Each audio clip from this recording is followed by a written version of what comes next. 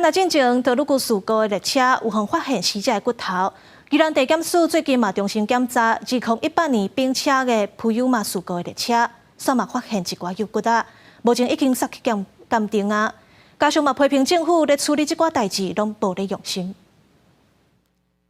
宜兰地检署顶礼拜2届起2018年排练的普悠玛事故列车的车厢，头一届起发现一个牌仔，红底伫个严重变形的椅子下骹。第2届经过代替专职清理小组，甲车厢内底的沙、甲石米清掉了后，有发现13块幼骨啊，敢若像一起喙齿。那本署当日就请警方立即送到刑事警察局来做检验，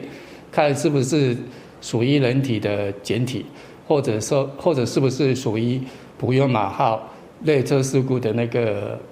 罹难者的遗骸。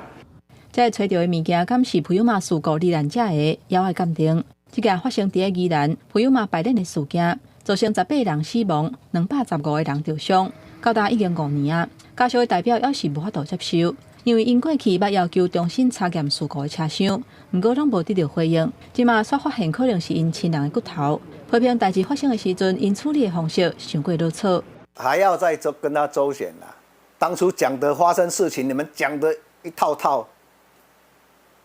什么都是以家属说的为准，事后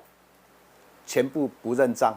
代替发书面的回应，针对普悠玛甲德鲁古事故的列车，最近已经完成勘验甲全面的清理，也若遗留物的部分，六处3支车厝，普悠玛事故的车厢有35件，408车厝，德鲁古事故的车厢有170件。代替已经伫个官方网站公告招领。针对普悠玛列车找到疑似部分的遗骸，代替讲涉及侦查无公开，鉴定了后，若确定是罹难者的，会由地检署通知家属，代替嘛协助办理后续的事项。